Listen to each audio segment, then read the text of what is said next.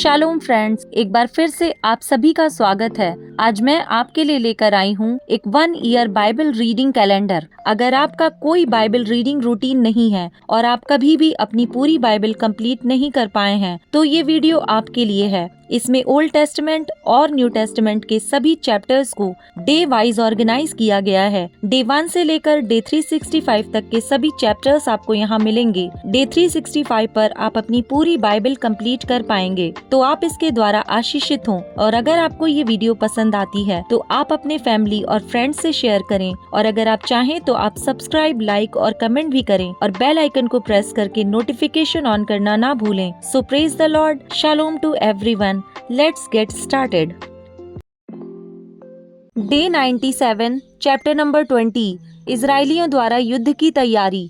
तब दान से लेकर बेरशेबा तक के सब इजरायली और गिलाद के लोग भी निकले, और उनकी मंडली एक मत होकर मिस्पा में यहोवा के पास इकट्ठी हुई।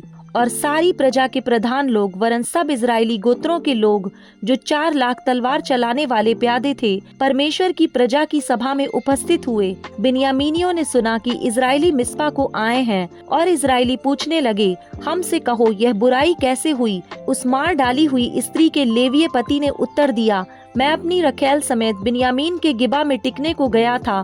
तब गिबा के पुरुषों ने मुझ पर चढ़ाई की और रात के समय घर को घेर के मुझे घात करना चाहा, और मेरी रखैल से इतना कुकर्म किया कि वह मर गई। तब मैंने अपनी रखैल को लेकर टुकड़े टुकड़े किया और इजरायलियों के भाग के सारे देश में भेज दिया। उन्होंने तो इजराइल में महापाप और मूढ़ता का काम किया है। सुनो हे इजरायलियों, सब के सब देखो और यहीं अपनी सम्मति दो। तब सब लोग एक मन हो उठकर कहने लगे, ना तो हम में से कोई अपने डेरे जाएगा और ना कोई अपने घर की ओर मुड़ेगा, परंतु अब हम गिबा से यह करेंगे, अर्थात हम चिट्ठी डाल डालकर उस पर चढ़ाई करेंगे। और हम सब इजरायली गोत्रों में से 100 पुरुषों में से 10 और 1000 पुरुषों में से 100 और 10,000 में से 1,000 पुरुषों को ठहराएं कि वे सेना के लिए भोजन वस्तुएं पहुंचाएं, इसलिए कि हम बिन्यामीन के गिबा में पहुंचकर उसको उस मूढ़ता का पूरा फल भुगता सकें जो उन्होंने इजराइल में की है। तब सब इजरायली पुरुष उस नगर के विरुद्ध एक पुरुष के समान संगठित होकर इकट्ठे हो गए। तब इजरायली गोत्रियों ने बिन्यामीन के सारे गोत्रियों में कितने मनुष्य यह पूछने को भेजे, यह क्या बुराई है जो तुम लोगों में की गई है। अब उन गिबावासी लुच्चों को हमारे हाथ में कर दो कि हम उनको जान से मार के इजरायलियों में से बुराई का नाश करें। परंतु बिन्यामीनियों ने अपने भाई इजरायलियों की मानने से इनकार किया, और बिन्यामीनी अपने अपने नगर में आकर गिबा में इसलिए इकट्ठा हुए कि इजरायलियों से लड़ने को निकलें। और उसी दिन गिबावासी पुरुषों को छोड़, जिनकी गिनती 700 चुने हुए पुरुष ठहरी, अन्य नगरों से आए हुए तलवार चलाने वाले बिन्यामीनियों की गिनती 26,000 पुरुष ठहरी। इन सब लोगों में से 772 चुने हुए पुरुष थे, जो सब के सब ऐसे थे कि गोफन से पत्थर मारने में बाल भर भी ना चूकते थे। और बिन्यामीनियों को छोड़ इजरायली पुरुष 4 लाख तलवार चलाने वाले थे। ये सब के सब योद्धा थे। बिन्यामीनियों से युद्ध। सब इजरायली उठकर बेतेल को गए और यह कहकर परमेश्वर से सलाह ली। और इजरायलियों ने पूछा, हम में से कौन बिन्यामीनियों से लड़ने को पहले चढ़ाई करे। यहोवा ने कहा, यहूदा पहले चढ़ाई करे। तब इजरायलियों ने सवेरे उठकर गिबा के सामने डेरे डाले, और इजरायली पुरुष बिन्यामीनियों से लड़ने को निकल गए, और इजरायली पुरुषों ने उससे लड़ने को गिबा के विरुद्ध पाती बांधी। तब बिन्यामीनियों ने गिबा से निकलकर उसी दिन 22,000 इजरायली पुरुषों को मार के मिट्टी में मिला दिया। तो भी इजरायली पुरुषों ने साहस करके उसी स्थान में, जहां उन्होंने पहले दिन पाती बांधी थी, फिर पाती बांधी। और इजरायली जाकर सांझ तक यहोवा के सामने रोते रहे, और यह कहकर यहोवा से पूछा, क्या हम अपने भाई बिन्यामीनियों से लड़ने को फिर पास जाएं? यहोवा ने कहा, हाँ, उन पर चढ़ाई करो। तब दूसरे दिन इजरायली बिन्यामीनियों के निकट पहुँचे। तब बिन्यामीनियों ने दूसरे दिन उनका सामना करने को गिबा से निकलकर फिर 18,000 इजरायली पुरुषों को मार के, जो सब के सब तलवार चलाने वाले थे, मिट्टी में मिला दिया। तब सब इजरायली वरन सब लोग बेतेल को गए और रोते हुए यहोवा के सामने बैठे रहे, और उस दिन सांझ तक उपवास किया और यहोवा को होम बलि और मेल बलि चढ़ाए। और इजरायलियों ने यहोवा से सलाह ली उस समय परमेश्वर का वाचा का संदूक वहीं था और पीनहास जो हारून का पोता और एलियाजर का पुत्र था उन दिनों में उसके सामने हाजिर रहा करता था। उन्होंने पूछा, क्या हम एक और बार अपने भाई बिन्यामीनियों से लड़ने को निकलें या उनको छोड़ दें? यहोवा ने कहा, चढ़ाई कर, क्योंकि कल मैं उनको तेरे हाथ में कर दूंगा।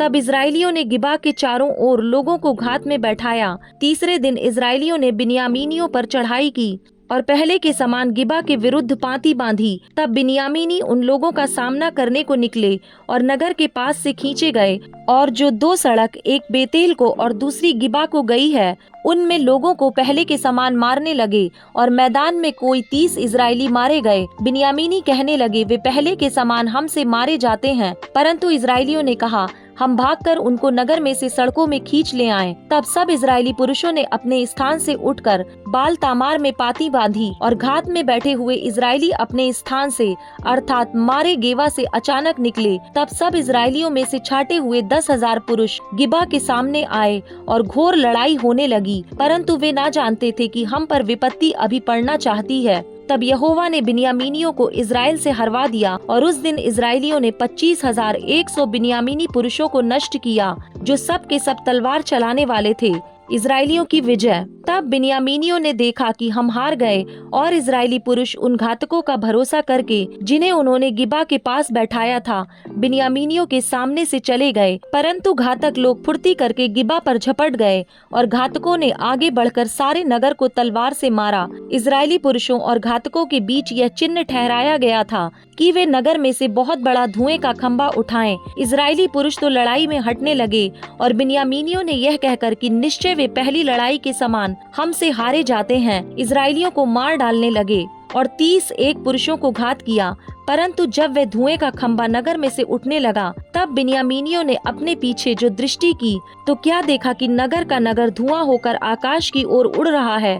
तब इजरायली पुरुष घूमे और बिन्यामीनी पुरुष यह देखकर घबरा गए कि हम पर विपत्ति आ पड़ी है। इसलिए उन्होंने इजरायली पुरुषों को पीठ दिखाकर जंगल का मार्ग लिया, परंतु लड़ाई उनसे होती ही रही और जो अन्य नगरों में से आए थे उनको इजरायली रास्ते में नष्ट करते गए। उन्होंने बिन्यामीनियों को घेर लिया और उन्हें खदेड़ा। वे मनुहा में वरन गिबा के पूर्व की ओर तक उन्हें लताड़ते गए और बिन्यामीनियों में से 18,000 पुरुष जो सब के सब शूरवीर थे मारे गए। तब वे घूमकर जंगल में की रिम्मोन नामक चट्टान की ओर भाग गए, परंतु इजरायलियों ने उनमें से 5,000 को चुन चुन कर सड़कों में मार डाला। फिर गिदोम तक उनके पीछे पड़ के उनमें से 2,000 पुरुष मार डाले। तब बिन्यामीनियों में से जो उस दिन मारे गए वे 25,000 तलवार चलाने वाले पुरुष थे और ये सब शूरवीर थे। परंतु 600 पुरुष घूमकर जंगल की ओर भागे और रिम्मोन नामक चट्टान में पहुंच गए और 4 महीने वहीं रहे। तब इजरायली पुरुष लौटकर बिन्यामीनियों पर लपके और नगरों में क्या मनुष्य क्या पशु जो कुछ मिला सबको तलवार से नष्ट कर डाला और जितने नगर उन्हें मिले उन सबों को आग लगाकर फूंक दिया। Chapter number 21। बिन्यामीनियों के लिए पत्नियों की व्यवस्था। इजरायली पुरुषों ने मिस्पा में शपथ खाकर कहा था, हम में से कोई अपनी बेटी का किसी बिन्यामीनी से विवाह नहीं करेगा। वे बेतेल को जाकर सांझ तक परमेश्वर के सामने बैठे रहे और फूट फूट कर बहुत रोते रहे और कहते थे, हे इजराइल के परमेश्वर यहोवा, इजराइल में ऐसा क्यों होने पाया कि आज इजराइल में एक गोत्र की घटी हुई है। फिर दूसरे दिन उन्होंने सवेरे उठ वहाँ वेदी बनाकर होम बलि और मेल बलि चढ़ाए। तब इजरायली पूछने लगे, इजराइल के सारे गोत्रों में से कौन है जो यहोवा के पास सभा में नहीं आया था? उन्होंने तो भारी शपथ खाकर कहा था, जो कोई मिस्पा को यहोवा के पास न आए वह निश्चय मार डाला जाए।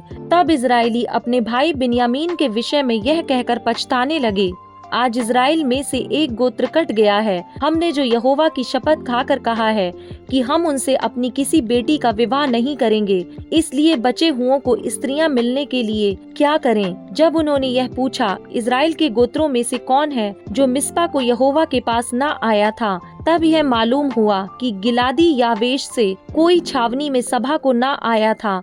अर्थात जब लोगों की गिनती की गई तब यह जाना गया कि गिलादी यावेश के निवासियों में से कोई यहाँ नहीं है। इसलिए मंडली ने 12,000 शूरवीरों को वहाँ यह आज्ञा देकर भेज दिया, तुम जाकर स्त्रियों और बाल बच्चों समेत गिलादी यावेश को तलवार से नष्ट करो। और तुम्हें जो करना होगा वह यह है कि सब पुरुषों का और जितनी स्त्रियों ने पुरुषों का मुंह देखा हो उनका सत्यानाश कर डालना। और उन्हें गिलादी यावेश के निवासियों में से 400 जवान कुमारियां मिली जिन्होंने पुरुष का मुंह नहीं देखा था, और उन्हें वे शीलो को जो कनान देश में है छावनी में ले आए।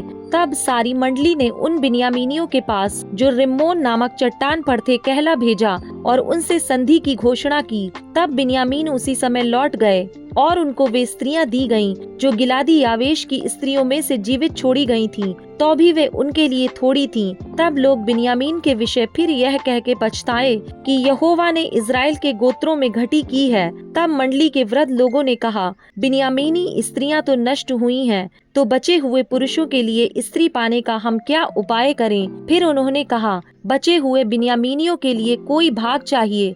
ऐसा ना हो कि इज़राइल में से एक गोत्र मिट जाए, परंतु हम तो अपनी किसी बेटी का उनसे विवाह नहीं कर सकते, क्योंकि इज़राइलियों ने यह कहकर शपथ खाई है कि शापित हो वह जो किसी बिन्यामीनी से अपनी लड़की का विवाह करे। फिर उन्होंने कहा, सुनो, शीलो जो बेतेल के उत्तर की ओर और उस सड़क के पूर्व की ओर है जो बेतेल से शकेन को चली गई है और लाबोन के दक्षिण की ओर है, उसमें प्रतिवर्ष यहोवा का एक पर्व माना जाता है।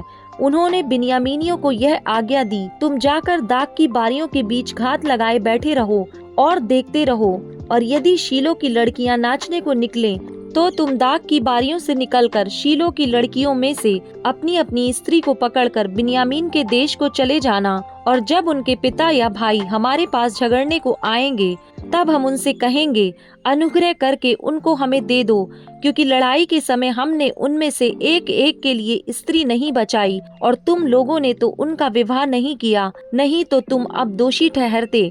तब बिन्यामीनियों ने ऐसा ही किया, अर्थात उन्होंने अपनी गिनती के अनुसार उन नाचने वालियों में से पकड़कर स्त्रियां ले लीं। तब अपने भाग को लौट गए और नगरों को बसाकर उनमें रहने लगे। उसी समय इज़राइली भी वहां से चलकर अपने अपने गोत्र और अपने अपने घराने को गए, और वहां से वे अपने अपने निज भाग को गए। उन दिनों में इज़राइलियों का कोई राजा ना था, जिसको जो ठीक जान पड़ता था वही वह करता था। Luke chapter number 11 verse number 1 to 28। चेलों को प्रार्थना करना सिखाना। वह किसी जगह प्रार्थना कर रहा था। जब वह प्रार्थना कर चुका तो उसके चेलों में से एक ने उससे कहा, हे प्रभु, जैसे यूहन्ना ने अपने चेलों को प्रार्थना करना सिखाया वैसे ही हमें भी तू सिखा दे। उसने उनसे कहा, जब तुम प्रार्थना करो तो कहो, हे पिता, तेरा नाम पवित्र माना जाए, तेरा राज्य आए, हमारी दिन भर की रोटी हर दिन हमें दिया कर, और हमारे पापों को क्षमा कर, क्योंकि हम भी अपने हर एक अपराधी को क्षमा करते हैं, और हमें परीक्षा में ना ला। प्रार्थना के संबंध में यीशु की शिक्षा। तब उसने उनसे कहा, तुम में से कौन है कि उसका एक मित्र हो और वह आधी रात को उसके पास जाकर उससे कहे, हे मित्र, मुझे 3 रोटियां दे, क्योंकि एक यात्री मित्र मेरे पास आया है और उसके आगे रखने के लिए मेरे पास कुछ नहीं है। और वह भीतर से उत्तर दे, मुझे दुख ना दे, अब तो द्वार बंद है और मेरे बालक मेरे पास बिछौने पर हैं, इसलिए मैं उठकर तुझे दे नहीं सकता। मैं तुमसे कहता हूँ, यदि उसका मित्र होने पर भी उसे उठकर ना दे, तो भी उसके लज्जा छोड़कर मांगने के कारण उसे जितनी आवश्यकता हो उतनी उठकर देगा। और मैं तुमसे कहता हूँ कि मांगो तो तुम्हें दिया जाएगा, ढूंढो तो तुम पाओगे, खटखटाओ तो तुम्हारे लिए खोला जाएगा। क्योंकि जो कोई मांगता है उसे मिलता है, और जो ढूंढता है वह पाता है, और जो खटखटाता है उसके लिए खोला जाएगा। तुम में से ऐसा कौन पिता होगा कि जब उसका पुत्र रोटी मांगे तो उसे पत्थर दे, या मछली मांगे तो मछली के बदले उसे सांप दे, या अंडा मांगे तो उसे बिच्छू दे? अतः जब तुम बुरे होकर अपने बच्चों को अच्छी वस्तुएं देना जानते हो, तो स्वर्गीय पिता अपने मांगने वालों को पवित्र आत्मा क्यों न देगा। यीशु और बालजबूल। फिर उसने एक गूंगी दुष्टात्मा को निकाला। जब दुष्टात्मा निकल गई तो गूंगा बोलने लगा और लोगों को अचंभा हुआ, परंतु उनमें से कुछ ने कहा, यह तो बालजबूल नामक दुष्टात्माओं के प्रधान की सहायता से दुष्टात्मा निकालता है। औरों ने उसकी परीक्षा करने के लिए उससे आकाश का एक चिन्ह मांगा। परंतु उसने उनके मन की बातें जानकर उनसे कहा, जिस जिस राज्य में फूट होती है वह राज्य उजड़ जाता है, और जिस घर में फूट होती है वह नष्ट हो जाता है। यदि शैतान अपना ही विरोधी हो जाए तो उसका राज्य कैसे बना रहेगा? क्योंकि तुम मेरे विषय में तो कहते हो कि यह शैतान की सहायता से दुष्ट आत्मा निकालता है। भला यदि मैं शैतान की सहायता से दुष्ट आत्माओं को निकालता हूँ, तो तुम्हारी संतान किसकी सहायता से निकालते हैं? इसलिए वे ही तुम्हारा न्याय चुकाएंगे। परंतु यदि मैं परमेश्वर की सामर्थ्य से दुष्ट आत्माओं को निकालता हूँ, तो परमेश्वर का राज्य तुम्हारे पास आ पहुँचा है। जब बलवंत मनुष्य हथियार बांधे हुए अपने घर की रखवाली करता है, तो उसकी संपत्ति बची रहती है। पर जब उससे बढ़कर कोई बलवंत चढ़ाई करके उसे जीत लेता है, तो उसके वे हथियार जिन पर उसका भरोसा था छीन लेता है और उसकी संपत्ति लूटकर बांट देता है। जो मेरे साथ नहीं वह मेरे विरोध में है, और जो मेरे साथ नहीं बटोरता वह बिखेरता है। अधूरे सुधार से विपत्ति। जब अशुद्ध आत्मा मनुष्य में से निकल जाती है तो सूखी जगहों में विश्राम ढूंढती फिरती है, और जब नहीं पाती तो कहती है, मैं अपने उसी घर में जहाँ से निकली थी लौट जाऊंगी। और आकर उसे झाड़ा बुहारा और सजा सजाया पाती है। तब वह जाकर अपने से बुरी 7 और आत्माओं को अपने साथ ले आती है, और वे उसमें बैठकर वास करती हैं, और उस मनुष्य की पिछली दशा पहले से भी बुरी हो जाती है। धन्य कौन है? जब वह ये बातें कह ही रहा था तो भीड़ में से किसी स्त्री ने ऊंचे शब्द से कहा, धन्य है वह गर्भ जिसमें तू रहा और वे स्तन जो तूने चूसे। उसने कहा, हाँ, परंतु धन्य है वे जो परमेश्वर का वचन सुनते और मानते हैं।